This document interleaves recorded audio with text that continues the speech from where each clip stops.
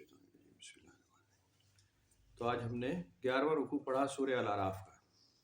قل حرم زینت اللہ التی اخرج لعبادہ والطیبات من الرزق قل ہی للذین آمنوا فی الحیاۃ الدنیا خالصۃ یوم القیامہ کذالک نفصل الآیات لقوم یعلمون۔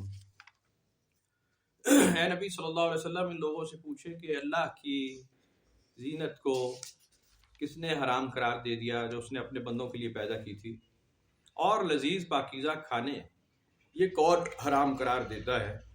آپ فرمائیے کہ یہ چیزیں تو ایمان والوں کے لیے ہیں اس دنیا کی زندگی میں بھی، اور قیامت کے روز تک۔ یوں ہی ہم مفصل بیان کرتے ہیں اپنی آیتوں کو ان لوگوں کے لیے جو حقیقت کو جانتے ہیں۔ یہ پچھلے اسباق سے بھی ریلیٹڈ ہے، اور کہ انسان نے کئی چیزیں پچھلی قوموں نے خود بخود اپنے اوپر حرام قرار دے لی جو اللہ نے حرام قرار نہیں دی تھی، اور جن چیزوں کو خود اللہ نے حرام قرار دیا تھا، جو مضبوط جن سے روکا جانا چاہیے تھا، ان کو اختیار کر لیا۔ بڑے بڑے عیب اختیار کر لیے، چھوٹی چھوٹی باتوں میں لوگوں کو پوائنٹ آؤٹ کرنا شروع کر دیا، کریٹیسائز کرنا شروع کر دیا، جن کے بارے میں اللہ تعالیٰ نے قرآن شریف میں کچھ نہیں لکھا تھا۔ اور بہت سارے رشتے حرام کر دیے، بہت سارے کھانے حرام کر دیے۔ کبھی جناب قربانی کے جانور یا گابن اونٹنیاں یا بھیڑ بکریاں، ان سے پیدا ہونے والے بچوں کے بارے میں حرام اور حلال کی تخصیص خود بخود کر دی کہ جی نر پیدا ہوگا تو وہ مردوں کے لیے حلال ہے، مادہ پیدا ہوگی تو وہ، اور اگر کوئی مر جائے گا تو وہ صرف عورتوں کا حصے میں سے جائے گا۔ یعنی عجیب قسم کی تخصیص کر دی اور چیزوں کو حرام گرداننا شروع کر دیا جو کہ اللہ نے حرام قرار نہیں دیے تھے۔ قرآن شریف میں کئی بار پچھلے کئی سبقوں میں ہم یہی بات پڑھ رہے ہیں کہ جو چیز میں حرام قرار دے دوں سو وہی حرام ہے، اور جس چیز کو میں حلال قرار دے دوں سو وہ حلال ہی ہے۔ اب قیامت کسی کی یہ جرأت ہمت نہیں ہوگی کہ میرے حرام کو حلال قرار دے یا میرے حلال کو حرام قرار دے دے۔ پچھلے اسباق میں بھی آپ جب وہ اسکول میں پڑھ رہے ہیں آپ نے وہ سنا ہوگا کہ اللہ تعالیٰ نے رشتوں کے بارے میں بھی یہی بات لکھی، رشتوں کے بارے میں کہ جو رشتے ہم بنا دیتے ہیں بس وہی تمہارے رشتے ہیں۔ یہ جو تم آپس میں ایک دوسرے کے رشتے بناتے رہتے ہو، کسی کو اپنا منہ بولا بیٹا بنا دیتے ہو اور کسی کو اپنی ماں کہہ بیٹھتے ہو، یہ تمہارے منہوں کی باتیں ہیں، یہ ہم نے تو کیا نہیں۔ جو رشتے ہم نے جائز اور حلال قرار دے دیے، جو رشتے محرم رکھے سو محرم، جو رشتے نامحرم رکھے سو نامحرم۔ اب عزت احترام تم آپس میں ایک دوسرے کا کرو گے، اور اس کے لیے تمہیں رشتے قائم کرنے کی کوئی ضرورت نہیں کہ جی میں کوئی رشتہ کسی سے بنا لوں، کہ جی کسی خاتون کی عزت کرنی ہے تو میں کہوں جی میں اپنی بہن بنا رہا ہوں، تب ہی عزت ہوگی۔ آپ اس کے علاوہ بھی اس کی عزت کر سکتے ہیں اور بڑی تعظیم تقریب کر سکتے ہیں، لیکن اللہ تعالیٰ کی حلال کردہ رشتے کو حرام قرار مت دیں، اور کئی کھانوں کو اور کئی چیزوں کو۔ اور جن چیزوں کو اللہ تعالیٰ نے قرآن شریف میں ڈسکس نہیں کیا یا حدود اللہ سے ریلیٹ نہیں کیا، اس کے اوپر تو کوئی سٹینڈ ہونا ہی نہیں چاہیے۔ آج کے دور میں بھی ہم نے ایسا ہی کیا ہے کہ ہم نے ٹوپیوں کے اوپر بہت سارا کرٹیسائز کیا۔ ٹوپی پہننے والے کو، ٹوپی اتار دینے والے کو، دستار باندھنے والا، دستار نہ باندھنے والا، پائچہ اونچا کرنے والا یا پائچہ نیچے کرنے والا، شلوار پہننے والا یا پینٹ پہننے والا، اس قسم کے غیر سنجیدہ ٹاپک جو قرآن شریف میں دور سے بھی نہیں ہے، دور سے بھی ذکر نہیں ہے جن چیزوں کا، اس کو حرام اور حلال اور کفر اور اسلام کی جنگ قرار دے دیا۔ پتہ نہیں کہاں سے اٹھا کر لائے اور اس کو کفر اور حرام تک لے گئے۔ کچھ لوگوں نے کہا کہ جی فلاں رنگ کی پگڑی پہنو گے تو نماز ہے، اور کسی نے فلاں رنگ کی پگڑی اتار دی تو حرام ہے، کسی نے فلاں پگڑی پہنی تو حلال ہے ورنہ حرام ہے۔ رنگوں کی تخصیص کر لی، ٹوپیوں کی تخصیص کر لی، نیت ہاتھ اوپر نیچے باندھنے کی تخصیص کر لی، رفع یدین کرنا اور چھوڑنے کی تخصیص کر لی، پائچہ اونچا یا نیچے، شلوار کا ٹخنا کھلا ہو یا وہ نیچے، اس کے اوپر بڑا سٹینڈ اتنا کر لیا جیسے کہ یہ کفر اور اسلام کی جنگ ہے، اللہ اور اللہ کے رسول کے خلاف کوئی بات ہو رہی ہے جس کے خلاف یہ سٹینڈ لے رہے ہیں۔ واضح ہے اور بہت ہی اچھی طرح سے اس بات کا عقیدہ کر لینا چاہیے کہ ہم کسی کیٹیگری کے لوگ نہیں ہیں۔ پوری کائنات میں اس وقت کوئی انسان، کوئی زیرو ایسا نہیں ہے جو اللہ کی حلال کردہ چیز کو حرام قرار دے دے یا اس کی حرام کی ہوئی چیز کو حلال قرار دے دے۔ ایسا کبھی بھی نہیں ہوگا، اب تا قیامت ایسا نہیں ہوگا، امکان ختم ہو گیا۔ نبی پاک صلی اللہ علیہ وسلم کی ہستی آخری اتھارٹی، آخری فیصلہ فرما چکے ہیں، اور جو کچھ آپ نے حلال حرام قرار دے دیا سو فائنل ہو گئی، بات ختم۔ اب کوئی بڑے سے بڑا عالم دین، مفتی، قاضی، کسی بھی مذہب کا کیسا بھی آدمی اللہ کی حلال کردہ چیز کو حرام قرار نہیں دے سکتا، اور اس کی حرام کردہ چیز کو حلال جائز قرار نہیں دے سکتا، کسی بھی سرکمسٹینس میں، کسی بھی دلیل سے، کسی بھی نقطے سے بالکل نہیں کیا جا سکتا۔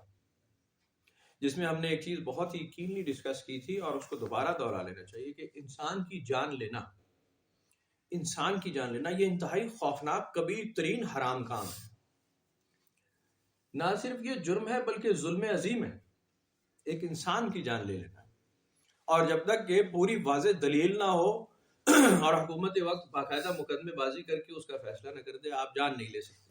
لیکن یہاں ایک عام سا فیشن بن گیا ہے کہ کسی کو کسی دوسرے ذیلی جرم کے اوپر، جس کا قرآن شریف میں تعزیر موجود نہیں ہے، قرآن شریف میں تعزیر ہے نا، قابل سزا جرم ہے، یعنی اگر فلاں آدمی نے کسی کو قتل کر ڈالا ہے اور قتل عمد کیا ہے اور جرم ثابت ہو گیا، تب تو اسے قتل کیا جائے گا جواب میں، ورنہ پھر قصاص ہے، ورنہ پھر دیت ہے، فیصلہ ہوگا، اس کی جان بھی بخشی کی جا سکتی ہے۔ تو مخصوص جرائم بتا دیے گئے ہیں جن پہ تعزیر ہے، جن پہ سزا دی جا سکتی ہے۔ چور کے لیے کہ جی واضح ثبوت گواہ موجود ہے اور چور ثابت ہو گیا تب ہاتھ کاٹا جائے گا، ویسے نہیں کیا جا سکتا۔ بدکار کے لیے کوڑے مار دینے کا حکم ہے، 80 کوڑوں کی سزا آ گئی یا 100 کوڑوں کی سزا آ گئی، بس واضح ہو گئی بات۔ بہت ساری چیزیں بالکل کھول کھول کر اللہ تعالیٰ نے بیان کر دی کہ یہ ہم بتا رہے ہیں، اس پہ تعزیر ہے اور باقیوں پہ تعزیر نہیں دی جا سکتی، اور سزا دی جا سکتی ہے۔ چلو سزاؤں کا انعقاد کیا گیا بعد میں، لیکن قتل کا انعقاد کبھی نہیں کیا گیا کہ جی قتل کا واجب القتل قرار دے دیا جائے کسی ایسی بات پر جس کے بارے میں اللہ تعالیٰ نے کوئی آیت نازل نہیں کی، واجب القتل قرار دے دینا۔ بعد میں آنے والوں نے بڑے تواتر سے یہ کام کیے ہیں، لیکن اللہ تعالیٰ نے اور اللہ کے نبی نے ایسا کبھی نہیں کیا۔ ہاں جہاں باقاعدہ جرم ثابت ہو گیا وہاں سخت سزائیں خود حضور صلی اللہ علیہ وسلم نے دی ہیں، خود دی ہیں، اور اس کے اوپر کوئی رعایت نہیں دی، اور آپ نے عمل درآمد کروایا۔ آپ نے فرمایا کہ یہ تو اللہ کا حکم ہے، میں اس میں ہیلپ لیس ہوں، جو اس نے حکم دے دیا سو میں کرنے کے لیے بالکل اس میں میرا کوئی اختیار نہیں کہ میں اسے آزاد کروں یا چھوڑ دوں یا رعایت دوں، وہ تو ثابت جرم ہے۔ تو اس کی کچھ مثالیں ہم پہلے پڑھ چکے ہیں صحیح حدیث کے اندر۔ اب اللہ تعالیٰ نے پھر پہلے بھی آپ قرآن شریف میں پڑھ چکے ہیں اس بات کو، آج پھر دوبارہ وہی بات ہے کہ آؤ میں تمہیں بتا دیتا ہوں، اے نبی صلی اللہ علیہ وسلم ان کو بلائیں، ان کو بتائیں کہ حرام قرار دیا کس چیز کو ہے۔ اب ہم بھی وہ بھی بتا دیتے ہیں۔ قُلْ إِنَّمَا حَرَّمَ رَبِّيَ الْفَوَاحِشَ مَا ظَهَرَ مِنْهَا وَمَا بَطَنَ۔ آپ انہیں بتائیں کہ اللہ نے حرام قرار دے دیا ہے بے حیائی کے کاموں کو، چاہے چھپ کر کرو اور چاہے کھلم کھلا کرو، اس کو ہم نے حرام قرار دے دیا۔ اب اس کے خلاف تم کھلے عام جاتے ہو، اس کو تم آج کا فیشن قرار دیتے ہو، اور اس کو بے حیائی جانتے ہی نہیں، چھپ کر تو کرتے ہی ہو، کھلے عام بھی اب تو کرتے ہو، اور تم کہتے ہو کہ جی یہ تو کھیل تھا، تماشا تھا، جوک تھا، مذاق تھا۔ لیکن بے حیائی کے کام جو ہیں وہ تو سریعاً ہم نے حرام قرار دے دی۔ والاسم، اور گناہ گاری کو، اور بغیا، اور سرکشی کو، بغیر الحق، اگر تم حق کے بغیر سرکشی کرتے ہو تو اللہ تعالیٰ نے اس کو حرام قرار دے دیا ہے۔ وان تشرکوا باللہ، اور یہ کہ تم شریک اگر ٹھہراؤ گے اللہ کے ساتھ کسی کو جس کے بارے میں کوئی دلیل نہیں نازل کی گئی کہ جی کوئی شریک ٹھہرایا جا سکتا ہے، ما لم ينزل به سلطانہ۔ وان تقولوا علی اللہ ما لا تعلمون، یا تم اللہ کے متعلق ایسی بات کرو جسے تم جانتے نہیں۔ یہ بہت ہی تکلیف دہ اور بہت ہی مشکل سبق ہے کہ انسان ایسی باتیں اللہ سے متعلق، اللہ کے رسول سے متعلق، یا دین سے متعلق، مذہب سے متعلق بڑے شد و مت کے ساتھ کہہ دیتا ہے، جو کہ اللہ اور اللہ کے رسول سے متعلق نہیں ہوتی، جس کے اوپر قرآن شریف میں کوئی آیت نازل نہیں، کوئی حکم نہیں آیا۔ بہت شد و مت کے ساتھ لوگ اللہ تعالیٰ سے ریلیٹ کرتے ہیں کہ جی یہ اللہ کا حکم ہے اور اللہ تعالیٰ نے کہا ہے اور اللہ کی یہ مرضی ہے۔ تو اللہ تعالیٰ نے فرمایا ان سارے کاموں کو میں نے حرام قرار دے دیا ہے۔ وَلِكُلِّ أُمَّةٍ أَجَلٌ، اور ہر امت کی موت کا ایک وقت مقرر ہے۔ فَإِذَا جَاءَ أَجَلُهُمْ، اور جب موت کا وقت آ جائے گا، لَا يَسْتَأْخِرُونَ سَاعَةً، ایک لمحہ بھی پیچھے مؤخر نہیں کیا جائے گا، وَلَا يَسْتَقْدِمُونَ، اور نہ ہی ایک لمحہ آگے بڑھ سکو گے۔ یا بنی آدم اما یأتینکم رسل منکم یقصون علیکم آیاتی، فَمَنِ اتَّقَىٰ وَأَصْلَحَ فَلَا خَوْفٌ عَلَيْهِمْ وَلَا هُمْ يَحْزَنُونَ۔ اے آدم کی اولاد، اگر تمہارے پاس ہمارے بھیجے ہوئے رسول آئے جو بیان کریں تم سے میری آیتیں، تو جس نے تقوی اختیار کیا اور اپنی اصلاح کر لی تو فلا خوف علیہم ولا هم یحزنون، نہ ان پر کوئی خوف ہوگا اور نہ ہی وہ غمگین ہوں گے۔ والذین کذبوا بآیاتنا واستکبروا عنها اولئک اصحاب النار هم فیہا خالدون، اور جنہوں نے ہماری آیتوں کو جھٹلایا اور غرور کیا وہ دوزخی ہیں، وہ ہمیشہ دوزخ میں رہنے والے ہیں۔ فمن اظلم ممن افترى علی اللہ کذبا او کذب بآیہ، اس سے بڑا ظالم کون ہوگا جو اللہ سے متعلق جھوٹ باندھے یا اللہ کی آیتوں کو جھٹلا دے۔ اولئک ینالہم نصیبہم من الکتاب، انہیں مل جائے گا ان کا حصہ جو ان کی قسمت میں لکھا ہے۔ حتی اذا جاءتہم رسلنا یتوفونہم قالوا این ما کنتم تدعون من دون اللہ قالوا ضلوا عنا وشہدوا علی انفسہم انہم کانوا کافرین۔ یہاں تک کہ جب ان کے پاس ہمارے بھیجے ہوئے فرشتے آ جائیں گے جو ان کی روحیں قبض کریں گے، اور وہ ان سے پوچھیں گے کہ کہاں گئے وہ جھوٹے معبود جن کی تم عبادت کرتے تھے اللہ کو چھوڑ کر، تو جواب میں وہ کہیں گے کہ وہ تو ہم سے گم ہو گئے، اور ہم گواہی دیں گے اپنے نفسوں پر کہ وہ کفار تھے۔ قال ادخلوا فی امم قد خلت من قبلکم من الجن والانس فی النار، اللہ تعالیٰ فرمائے گا کہ داخل ہو جاؤ ان امتوں کے ساتھ جو تم سے پہلے گزر چکی ہے، یعنی جنات اور انسانوں میں سے، جو کہ دوزخ والے ہیں۔ کلما دخلت امت لعنت اختها، جب بھی کوئی نئی قوم داخل کی جائے گی جہنم میں تو وہ پیچھے والی قوم کو لعنتیں بھیجے گی کہ تمہارے نقش قدم پر چلے اور تمہاری وجہ سے ہم بھی جہنم تک پہنچ گئے۔ حتی اذا درکوا فیہا جميعا، تو جمع ہو جائیں گی سب امتیں جب ایک کے بعد۔ قالت اخراہم لأولاہم ربنا ہؤلاء اضلونا فآتهم عذابا ضعفا من النار، تو پچھلی امت اگلی امت سے متعلق اللہ تعالیٰ سے شکایت کرے گی کہ جی ان کی وجہ سے ہم جہنمی ہو گئے، ہم ان کے راستے پر چلتے تھے، ان کی وجہ سے ہم گناہ گار ہوئے، لہٰذا ان کو دگنا عذاب دے۔ قال لکل ضعف ولکن لا تعلمون، تو اللہ تعالیٰ فرمائے گا کہ ہر ایک کے لیے ہی دگنا عذاب ہے اور تم جانتے نہیں اس بات کو۔ ایک تو جب پکڑے جاتا ہے نا آدمی تو اس کو وہی گلٹ بڑا ہوتا ہے، وہ بڑا غم ہوتا ہے اندر سے، سزا تو ملتی ہے نا الگ۔ مجرم کو جب پکڑ لیا جاتا ہے تو اندر سے جو وہ کچا ہوتا ہے نا، اس کو جو تکلیف ہوتی ہے کہ جی میری مہلت کا وقت بھی ختم ہو گیا اور پکڑا ہی گیا، بڑا سخت وقت ہے، وہ بھی سزا سے کم نہیں ہے۔ تو ایک تو عذاب وہ ان کے اوپر آئے گا، اور دوسرا اللہ تعالیٰ کا وہ عذاب جو جہنم کے بارے میں لکھا گیا ہے۔ جہنم بھی کوئی معمولی بات تو نہیں ہے، وہ تو بڑی خوفناک اور بڑی سخت تکلیف دہ چیز ہے جو کہ آدمی مذاق میں کبھی نہیں ڈال سکتا۔ وہ تو جب سامنے کی جائے گی، قرآن شریف میں لکھا ہے کہ جب لائی جائے گی جہنم سامنے اور پھر بتایا جائے گا کہ یہ ہے جس کا انکار کرتے تھے، تو انسان کو پتہ چلے گا کہ وہ کس قدر ناشکرا اور کس قدر بودا تھا کہ اس نے کتنے سخت عذاب کو کتنا آسانی سے کتنا لائٹ لیا ہوا تھا۔ وقالت اولاہم لاخراہم فما کان لکم علینا من فضل فذوقوا العذاب بما کنتم تکفرون۔ تو یہ قومیں ایک دوسرے سے لڑتی رہیں گی اور ایک دوسرے پر الزام تراشیاں کرتی رہیں گی کہ تمہاری وجہ سے تمہاری وجہ سے تمہاری وجہ سے، تو وہ کہیں گے نہیں، تم اپنے کرتوتوں کی وجہ سے ہی جہنم میں آئے ہو اور ذائقہ چکھو عذاب کا ان کاموں کی وجہ سے جو تم خود کرتے تھے۔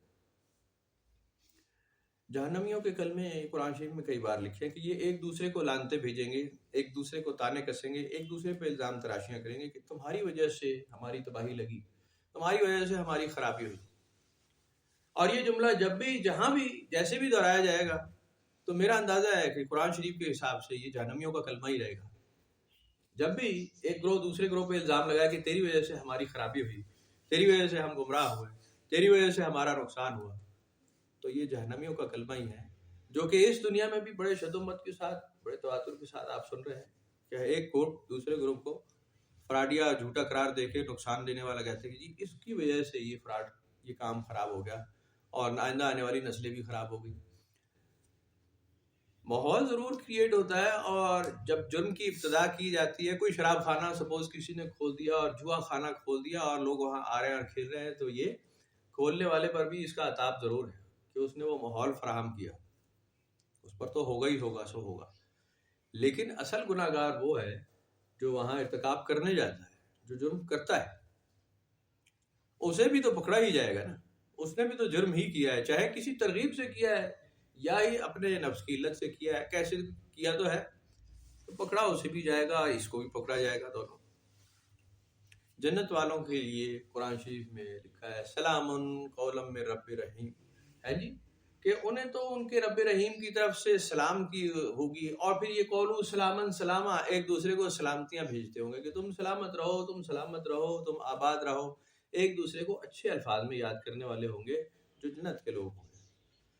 تو اس دور میں بھی، یہاں پر بھی، جب آپ اچھے کلمات سے ایک دوسرے کو یاد کرتے ہیں تو یہ یاد رکھیں کہ یہ جنت والوں کی نشانیاں ہیں، جنت والوں کے کلمے ہیں، چاہے یہاں ہو اور چاہے وہاں ہو. تو جو یہاں عذاب میں ہے سو وہاں پر بھی عذاب میں ہے، جو یہاں آگ میں ہے سو وہاں بھی آگ میں ہے، جو یہاں راحت میں ہے سو وہاں پر بھی راحت میں ہی ہے. تو یہ آج کا آپ کا سبق ہے سورہ اعراف کے اندر، اور باقی بہت سارے ڈیٹیل سے معاملات آتے جائیں گے، اور بہت تفصیلی صورت ہے. اور اعراف کا معاملہ آپ جانتے ہیں، اور اعراف کا مطلب ہے اونچے مرتبے والے لوگ، اونچے درجے والے لوگ، اونچے مرتبے مقام والے لوگ. قرآن شریف میں اس کو بہت خوبصورت انداز میں اللہ تعالیٰ نے بیان کیا کہ اعراف وہ ہوں گے جو نیکوکاروں کو دور سے پہچان لیں گے اور ان کو پکار پکار کر اپنے گروہ میں لے آئیں گے کہ تم ہماری طرف آ جاؤ، تم ہمارے ساتھی ہو، تم ہمارے ساتھ دینے والے ہو، اور کھینچ کھینچ کر پکار پکار کر جنت میں داخل کرتے ہوں گے. یہ ہوں گے اعراف کے لوگ، جن میں فرشتے بھی ہوں گے یقیناً، اور انسانوں سے بھی کوئی بعید نہیں کہ انسان بھی ہوں گے، مرتبوں والے تو انسان بھی ہوں گے یقیناً، اور برگزیدہ لوگ ہوں گے، اور انبیاء علیہ السلام ہوں گے، کہ جن کو اختیار دے دیا جائے گا کہ پہچان لو اپنے اپنے لوگ اور لے آؤ جنت میں. اور انبیاء علیہ السلام کا اس میں پہلا نمبر ہوگا. ظاہر بات ہے وہ اپنی امتوں کو، نیکوکاروں کو جانتے ہیں، پہچانتے ہیں اچھی طرح، تو ضرور ان کو لے کر کے آ جائیں گے. قرآن شریف جب بھی آپ پڑھیں گے نا تو اس کے اندر سنجیدہ گفتگو زیادہ ہے، سنجیدہ، کیونکہ سنجیدگی سے لیے جانے والا ہی کام ہے، سنجیدہ بات ہے اس کے اندر. اور اس میں سختی کا عنصر ہوگا، جہنم کا عنصر ہوگا، گناہ کا ہوگا، عذاب کا ہوگا، سختی ہوگی، وعیدیں ہوں گی، ڈراوے ہوں گے، یقیناً ہوں گے. اور اس میں نرمی کا ذکر بھی ہوگا، ساتھ ساتھ جنت والوں کا ذکر ہوگا کہ جناب فی ظلال رائق متکئون، یہ بھی ہوگا. دونوں طرح سے ہی اللہ تعالیٰ نے دونوں طرح سے ہی سکھانے کی کوشش کی ہے کہ شاید تم ڈرانے سے سیکھ جاؤ، اور شاید تم اس رغبت سے سیکھ جاؤ جو ہم تمہیں جنت کے بارے میں بتاتے ہیں. تو دونوں طرف سے ہی اللہ تعالیٰ کی طرف کے راستے کھلے ہیں کہ ہم نے تمہیں اس کو فجور بھی سکھا دیا ہے، اور ایمانداری بھی تمہارے اندر رکھ دی ہے، تقویٰ بھی دے دیا ہے. اب چاہو تو جس راستے پر تم چل پڑو. بار بار پڑھتے رہنے کے باوجود انسان کا جو اندر کا عقیدہ ہے، دل کا عقیدہ، وہ نہیں بدلتا. بہت کم لوگوں پر وقتی اثر ہوتا ہے، تھوڑی دیر کا اثر ہوگا، اور اس کے بعد پھر وہ اپنے آپ میں ایسا مگن، ایسا انوالو ہوتا ہے کہ وہ باقی اوپر سے آئی ہوئی ہدایت کو بھول جاتا ہے. اسی لیے یہ ثانوی درجہ ہے، دوسرے نمبر پر آتا ہے. پہلی چیز آپ کے اندر کی ہدایت ہے کہ آپ کا سینہ اتنا کشادہ ہو جائے، قرآن سن لینا، قرآن شریف سمجھ لینا، اس کی آیتوں کو بار بار کرنا، یہ بہت ہی اکثیر ہے، انسان کو ماحول مل جاتا ہے. لیکن حتمی نہیں ہے، لاسٹ اینڈ فائنل نہیں ہے کہ آپ قرآن شریف سنیں گے اور آپ ہدایت پر آ جائیں گے. اس کا قرآن شریف میں ذکر بھی ہے کہ یہ دیکھیں جی اے نبی صلی اللہ علیہ وسلم کہ آپ سے ہی کتاب سنتے ہیں، قرآن شریف کی آیتیں نازل ہو رہی ہیں، یہ آپ کے سامنے بیٹھ کر سنتے ہیں اور انکار کرتے ہیں. تو انکار کرنے والوں نے تو نبی پاک صلی اللہ علیہ وسلم کی خود منہ مبارک سے سنا اور انکار کیا ہے، اور قرآن شریف سن کر انکار کیا. تو ایسے بہت ملے گا. وہ اہل کتاب تھے، اہل زبان تھے، وہ اہل عرب تھے، انہیں پتا تھا کہ کیا نازل ہو رہا ہے. وہ ہمارے طرح کے بونگے تو نہیں تھے نا کہ جی پنجابی پشتو قسم کے لوگ تھے، انہیں زیادہ تر پتہ ہی نہیں لکھا کیا ہے، بس آوازیں نکالو، قاف لام گاف میم نون کرتے رہو ٹھیک ہے. وہ تو جانتے تھے لکھا کیا ہے، عربی جانتے تھے، اس کے باوجود سینہ نہیں کشادہ تھا، نہیں ایمان لاتے تھے. ان کا پڑھنا نہ پڑھنا، سیکھنا نہ سیکھنا، صحبت اختیار کرنا نہ کرنا ایک برابر تھا. اور جنہیں ہدایت ہونی تھی وہ بڑے باکمال لوگ تھے، بڑے باوصف لوگ تھے، بڑے اعلیٰ، ہاں جی، جنہیں ہدایت دینی براہ راست ملی ہی نہیں، تھرڈ پرسن سے کہیں سن لیا اور سینہ کشادہ ہو گیا اور ہدایت مل گئی۔ اب اگر حضور سیدنا بلال رضی اللہ تعالیٰ عنہ کی بات کی جائے یا حضور سیدنا ابو ہریرہ کی بات کی جائے تو یہ باقاعدہ طور پہ کسی اسکول میں داخل نہیں ہوئے کہ جی پڑھتے اور اسکول داخل ہوتے اور لکھنا پڑھنا جانتے اور عالم فاضل ہوتے، لیکن اساتذہ کے مرتبے میں ان کا مرتبہ بہت اونچا ہے۔ ایسے سیکھا ہے انہوں نے کہ بعد میں سکھانے والے رائج کیے گئے، بعد میں سکھانے والے بنے، اور لوگوں نے اس بات کو مانا کہ یہ بہت فصیح و بلیغ ہیں، بہت عالی شان اور بڑے اچھے استاد کے سکھائے ہوئے۔ یہ سینے کی کشادگی کی نشانی ہوتی ہے۔ کوشش آپ پوری کر لیتے ہیں، اپنی سیکھنے کی کوشش کرتے ہیں، سمجھنے کی کوشش کرتے ہیں، لیکن اصل چیز جو ہے وہ آپ کے دل کا موسم ہے۔ آپ کے دل کا موسم ٹھیک ہے، آپ دل کی کشادگی چاہتے ہیں، آپ کا سینہ کھل جائے گا۔ اور اب جیسے ہم 1 گھنٹے کی محفل کر رہے ہیں، 1 گھنٹے 1.5 گھنٹے بات کریں گے تو ظاہر ہے ساری بات یاد نہیں رہے گی۔ آپ کو اپنی مرضی کا پوائنٹ کلک کر جائے گا کسی جگہ، اور وقت کے ساتھ ساتھ آپ کو سبق یاد آتے جائیں گے بھولے ہوئے، آہستہ آہستہ آہستہ آہستہ۔ ورنہ انسان کی عقل فہم، انسان کی سوچ سمجھ بہت بودی اور کمزور ہے، یہ بہت جلدی بہکتا ہے، بھٹکتا ہے، بھلکڑ بہت ہے۔ یہ بھی اللہ تعالیٰ کی نعمتوں میں سے ایک نعمت ہے، انسان بھول جانے والا ہے اور بہکتا ہے اور بھٹکتا ہے اور پھر کھڑا ہوتا ہے، پھر گرتا ہے، پھر کھڑا ہو جاتا ہے۔ یہ ہمارے خمیر میں شامل ہے، غلطیاں ہم کرتے رہتے ہیں، لیکن کوئی ایسی بات نہیں ہے۔ اللہ تعالیٰ نے اس کی بڑی اوپن آپشنز دی ہیں۔ ابھی جیسے حدود اللہ کی بات ہم نے ڈسکس کی، تو اس میں حدود اللہ میں کبائر کا ذکر کیا جاتا ہے، کبائر جس پہ تعزیر کا حکم ہے کہ جی یہ جرم کرو گے تو قابل سزا جرم ہے، یعنی قتل کر دیا اگر تم نے کسی کو ناحق تو پھر اس کی سزا ہے، یقیناً یا تو قتل کے بدلے قتل ہے، یا پھر قصاص ہے، یا پھر دیت ہے، یا اور بہت سارے جرمانے معاملات، بہت کچھ ہے اس کے۔ اب جناب علی ساتھ بدکاری ہے کہ اگر تم کھلی بے حیائی بدکاری میں انوالو ہو تو مرد اور عورت دونوں کو گرفتار کر لیا جائے گا اور ان کو سزا دی جائے گی قانون کے مطابق۔ اور اللہ تعالیٰ نے فرمایا سزا دینے میں نرمی مت کرنا، انہیں سختی سے سزا دے، سختی سے سزا۔ لیکن یہ کام حکومت وقت ہے، میرا اور آپ کا کام نہیں ہے کہ ہم بدکار تلاش کرتے رہیں، ڈھونڈتے رہیں کتنے ہو رہا جناب، کتنے کو بندہ شراب پیا، کتنے زنانیاں بڑیاں۔ اگر آپ ایسا کر رہے ہیں تو آپ دوسرے فارمولے پہ چلے گئے جس کو اللہ تعالیٰ نے قرآن شریف میں منع کیا کہ تم تجسس نہ کرنا کسی کا، کسی کی پرائیویسی میں مخل مت ہونا۔ اب یہ ویلیوز والے لوگ ہیں جو اس آیت کو سمجھ لیں گے اور فرق جان لیں گے۔ آپ کو میں پرانی مثال سناتا ہوں۔ یہ قائد اعظم رحمۃ اللہ علیہ ایک بڑے آدمی تھے، وہ تو سیانے آدمی تھے نا۔ اب انہوں نے قرآن شریف یا جو ایمان حاصل کیا، جس کے کے مسلمان تھے، وہ ذرا دوسرے درجے کے مختلف، عام وہ مولوی والا وہ اس طرح کے نہیں تھے کہ جی وہ شین کاف بڑی اچھی طرح ہے، وہ تو لفظ محمد بھی صحیح ادا نہیں کر سکتے تھے، انگریزی ایکسنٹ میں محمد ہے جی، وہ اس طرح کا۔ تو لوگ بڑا اعتراض کرتے تھے کہ جی ان کو تو اپنے رسول کا نام صحیح لینا نہیں آتا، لیکن بڑے آدمی تھے، سیانہ آدمی سیانہ ہوتا ہے۔ قائد اعظم کو ایک دفعہ کچھ سیکرٹ خطوط اور سیکرٹ انفارمیشن دی گئی نہرو کے بارے میں کہ جی ان کی انوالومنٹ لیڈی ماؤنٹ بیٹن کے ساتھ ہے اور یہ ان کے ساتھ افیئر ہے ان کا، لارڈ ماؤنٹ بیٹن کی بیوی کے ساتھ، اور اس کو پبلک کیا جائے اور بتایا جائے ہندوؤں کو کہ تمہارا لیڈر اتنا خبیث آدمی ہے، دیکھو، اور یہ فیور لیتا ہے۔ اور ہوتا بھی تھا ایسے کہ جناب وہ ان کی بیگم کے ساتھ وہ فیور لے کے، اور وہ بیگم جو ہے آگے وہ لارڈ ماؤنٹ بیٹن کو تھوڑا سا اکساتی تھی کہ جی ذرا ان کے حق میں فیصلہ کرو۔ اس طرح کے کچھ فیصلے کہیں ہسٹری میں مل بھی جاتے ہیں۔ قائد اعظم جب یہ اطلاع پہنچی تو انہوں نے کہا کہ انتہائی بوگس اور گری ہوئی بات ہے، کسی کی پرائیویٹ لائف میرے ساتھ ڈسکس آئندہ مت کرنا، اسے اٹھا کر لے جائیں، چاہے مجھے اس کا بڑا نقصان ہے، میں اس کا فائدہ اٹھا سکتا ہوں، لیکن اس کی کسی کی پرائیویسی ڈسٹرب کرنا انسانیت نہیں ہے۔ اور اصل اسلام بھی یہی ہے، اسلام میں بھی یہی کہا کہ تم کسی کی پرائیویسی میں مخل مت ہونا، پرائیویٹ لائف میں انٹرفیئر مت کریں۔ آپ برائی کو دیکھ کر اس کو برا جان سکتے ہیں، لیکن آپ لٹ لے کے شروع نہ ہو جائیں کہ جناب اسی تے ذرا اسلام قائم کر دیں گے، بس سارے ذمہ واری ہو گئی ہے جناب، سارے وہ کیا کہتے ہیں، وہ ہم بحالی وہ امت ہیں جی، ہم فوراً وہ امت بن جائیں کہ جی ہم وہ جماعت ہیں جو دین پھیلائے گی اور نیکی کا حکم کرے گی اور برائی سے روکے گی، اور ہم وہ ہیں. ہو سکتا ہے آپ اس درجے کے آدمی ہیں، لیکن اس درجے پہ پہنچنے کے لیے بہت سارے سٹیپس ہیں. اس مرتبے کا آدمی ہونا بڑا ضروری ہے. اور اس کے لیے پھر وہی پرانی مثال ہے کہ حضرت عیسیٰ علیہ السلام سے ریلیٹڈ جو مثال ہے کہ آپ نے تو لوگوں سے یہی سوال کیا کہ اگر تم گناہ گار نہیں ہو، خود سے اپنی زندگی میں تم نے کوئی جرم گناہ نہیں کیا، تو پھر تم آگے سزا دے سکتے ہو. پھر وہ پتھر مارے مجرم کو.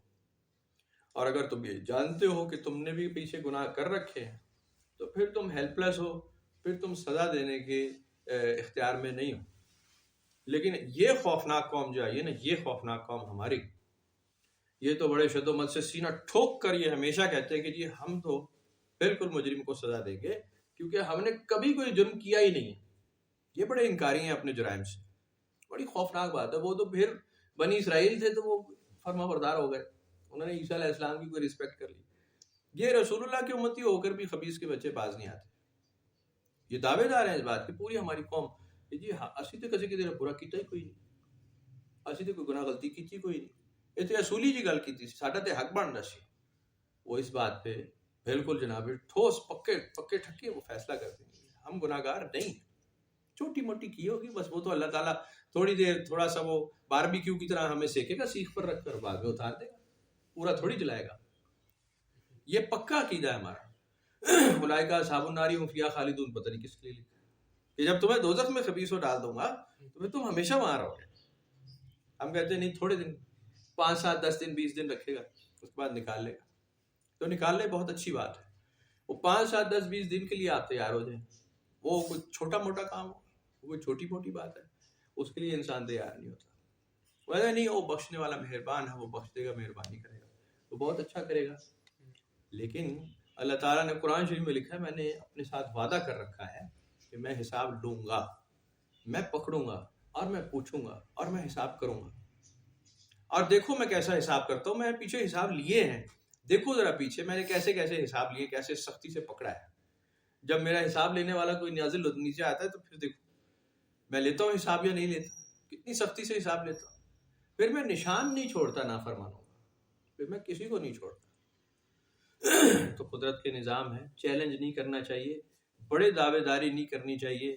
بڑے بڑے نیکوکار ایسے بڑا بول بول کے اگلے ہی لمحے فارغ ہو جاتے ہیں، ختم ہو جاتا ہے. پتہ چلتا ہے کہ گیا گڑھے میں فوراً اتر گیا اسی گہرائی میں جس کو برا سمجھتا تھا، دوسروں کو کریٹیسائز کر رہا تھا، فوراً پکڑا جاتا ہے. ہم جو داخلی سلسلہ لوگ ہو جاتے ہیں، ہمیں کچھ خاص مہربانیاں ہو جاتی ہیں کہ ہمیں صوفیوں بزرگوں کے راستے سے نا نرمی کے تھرو آہستگی کے ساتھ سبق ملتے رہتے ہیں.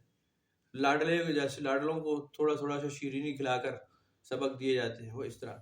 لیکن اس میں عادت خراب نہیں کر لینی چاہیے، ایسے گمان نہیں کر لینے چاہیے جو بدگمانی کی طرف لے جائیں.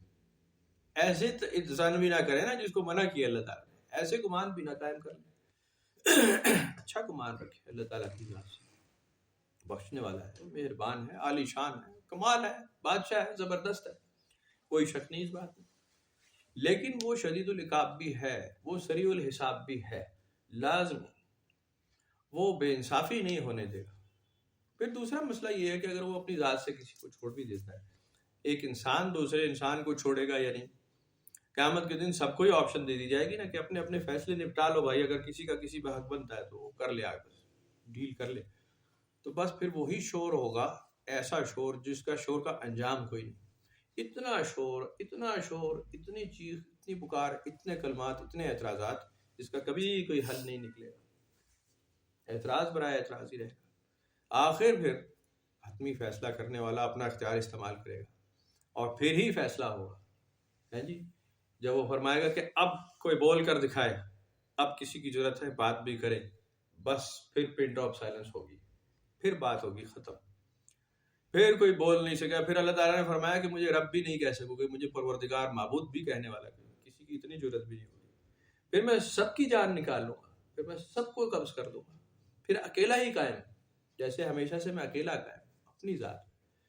پھر وہ وقت آ جائے گا اور پھر وہ پکار کر پوچھوں گا کہ اب کوئی ایسا ہے، کوئی بھی ایسا بھی مخلوق میں ایسا بچا ہے جو مجھے معبود ہی کہے، مجھے پروردگار ہی کہنے کی جرات کر لے. اتنی طاقت بھی اب تمہارے پاس ہے. اور دوبارہ جب میں کھڑا کروں گا تو ود ان نو ٹائم میں پھر کھڑا کر دوں گا تمہیں، اور پھر تمہارے جھگڑے شروع ہو جائیں گے، پھر تمہارے مسئلے شروع ہو جائیں گے۔ بہت سارے مسئلے مسائل، بہت ساری چیزیں انسان کی انسان سے ریلیٹڈ ہیں، خاص طور پہ جنت اور دوزخ دونوں چیزیں۔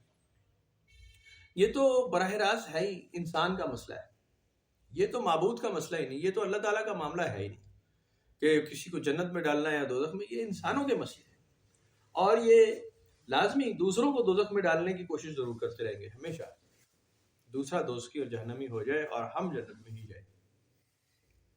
اس کے اوپر بہت فوکس ہے لوگوں کا کہ جناب فلاں آدمی کو جہنمی ثابت کس طرح کیا جائے، یا پھر یہ جو جس جنت کی بات کر رہا ہے وہ والی جنت ٹھیک نہیں، یہ میری جنت میں آ جائے کیونکہ میری جنت والی ٹھیک بات ہے، جو میرا عقیدہ ہے وہ والی جنت زیادہ ٹھیک ہے، میری والی جو پگڑی کا رنگ ہے وہ ٹھیک ہے، میری ٹوپی کا رنگ زیادہ صحیح ہے، اس کی ٹوپی اور پگڑی کا رنگ ٹھیک نہیں ہے، تو مبادہ یہ کہیں دوزخ میں چلا جائے تو میں یہ برداشت نہیں کر سکتا، اس لیے میں اسے پکڑ کے زبردستی کھینچ کر اپنی جنت میں ضرور لے جاؤں گا، یہ میری ذمہ داری کی ہے اللہ تعالیٰ، نہیں تو اللہ تعالیٰ مینوں پھاڑ لے گا، اوے تیری وجہ سے یہ جہنم میں گیا، تو کیا کر رہا تھا، تو میں اس کا کیا جواب دوں گا جناب، اس لیے میں اس کو پکڑ کے زبردستی اپنی جنت میں ضرور لاؤں گا تاکہ مجھ سے نہ پوچھا جائے۔ میں نے اکثر یہ مثال دیکھی ہے، سوچی ہے، پتہ نہیں صحیح ہے کہ غلط ہے، کہ کیا آپ ایسا کرتے ہیں اپنی زندگیوں میں، آپ کسی کنسرنڈ آدمی سے ہی پوچھیں گے نا جا کر،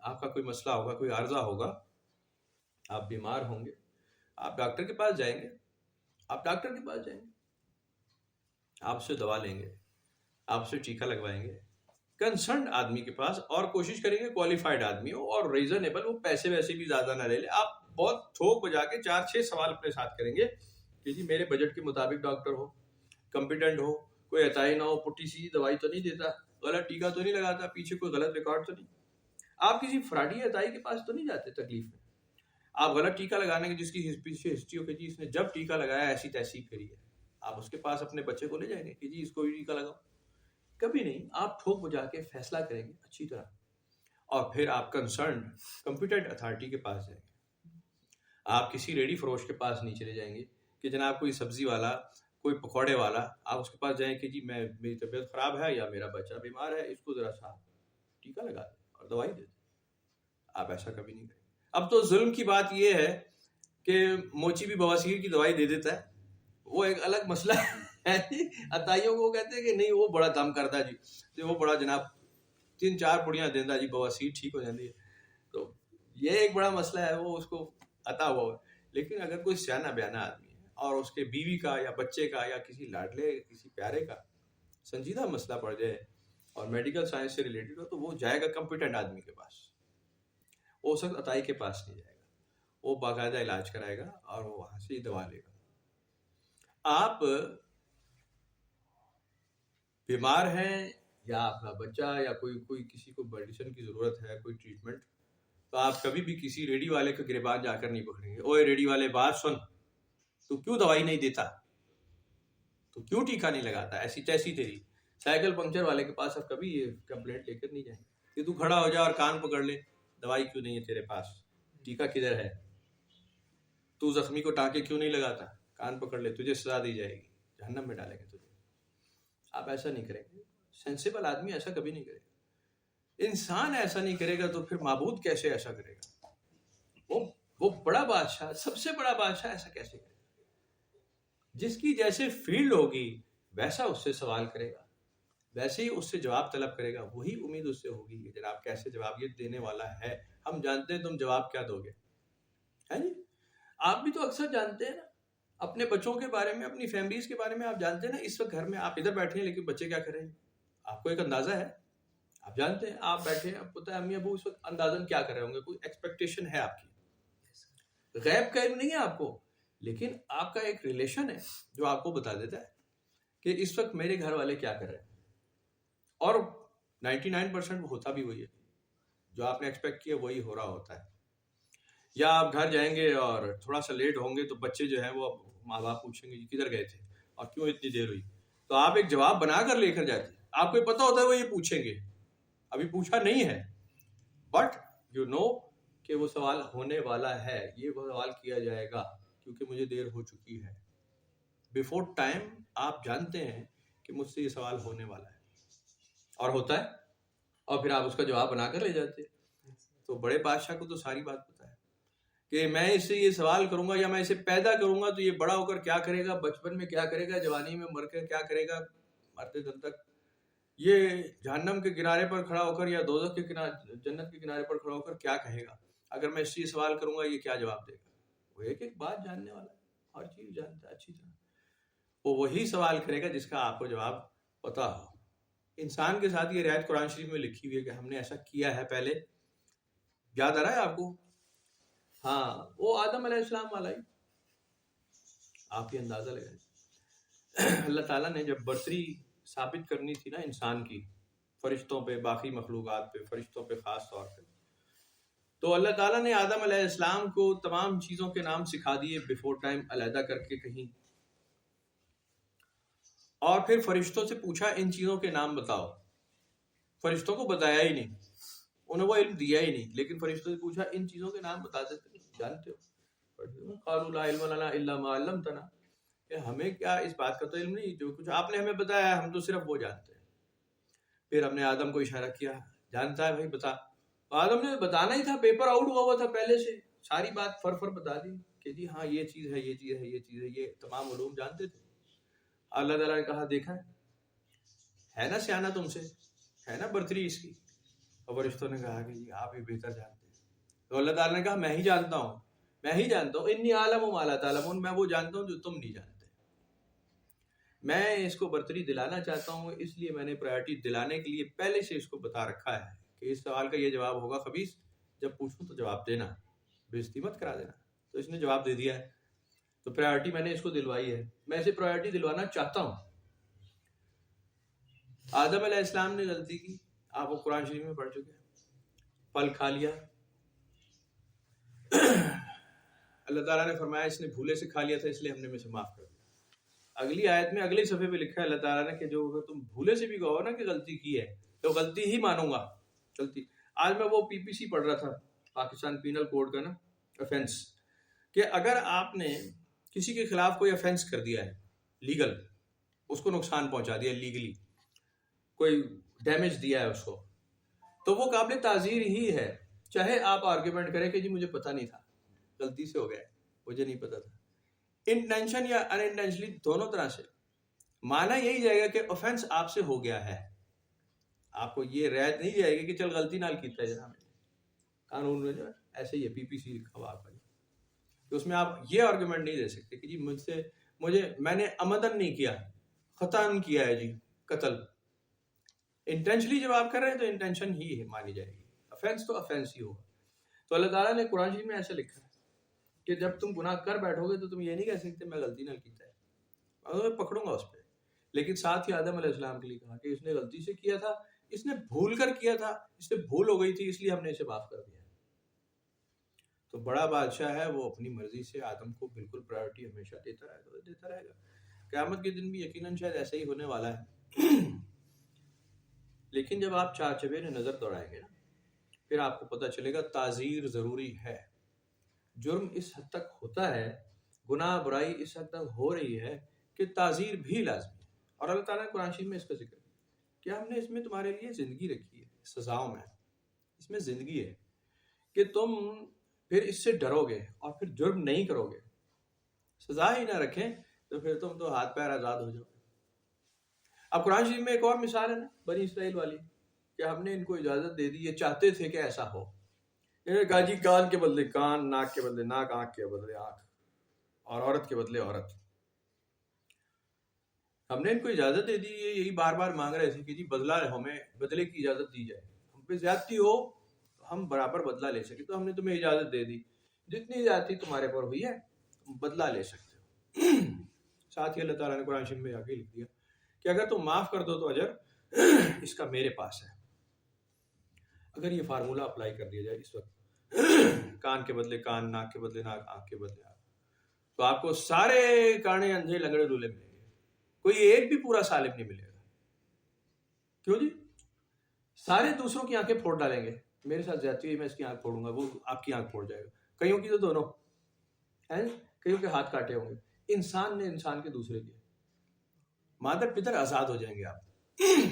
سزا بھی بڑا خوفناک کام ہے، یہ ایک دم نہیں دی جا سکتی. اس کے لیے باقاعدہ پھر قانون رائج کیا گیا، اس کے لیے ایک شورا مقرر کی گئی، اس کے لیے ایک عدالتی نظام بنایا گیا، اس کے لیے سوال جواب بنایا گیا، ٹرائلز ہوئے اور اس کے بعد سزائیں دی جاتی. قرآن شریف میں بھی یا احادیث میں جو ہے سزا پڑھتے ہاتھ کاٹ دینے کا یا سزا دینے کا، وہ کئی مہینے کے ٹرائل کے بعد، کئی جناب علی دلیلوں کے ثبوتوں کے بعد کہیں فیصلے پر عمل درآمد.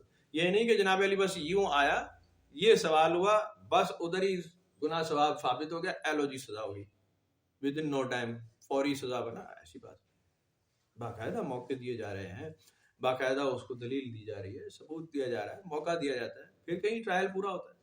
ایسے نہیں ہو سکتا. ابھی بھی وہ جو عدالتوں کا مسئلہ چل رہا ہے نا، مجبور کر جج یہی ہوتا ہے کہ وہ دوسری پارٹی کو موقع دینا اس کا فرض ہے قانون کے مطابق. وہ دوسرے کی بات سنے گا، دلیل پوری دلیل سننے کے بعد کہیں حتمی فیصلہ ہوتا ہے، اور کئی بار نہیں ہو سکتا فیصلہ. آپ کو پتہ کئی بار اب جیسے لیان کا ذکر ہے. لیان جانتے ہیں آپ؟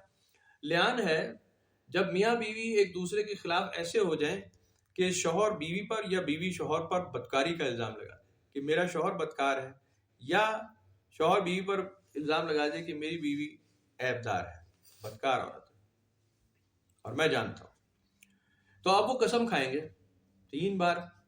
میں قسم کھا کر کہتا ہوں ایسا ہے، میں قسم کھا کر کہتی ہوں ایسا ہے. 3 بار قسم کھائیں گے کہ میں بس اللہ کو گواہ بنا کر یہ بات کر رہا ہوں یا کر رہی ہوں. یہ ہو گیا لیان.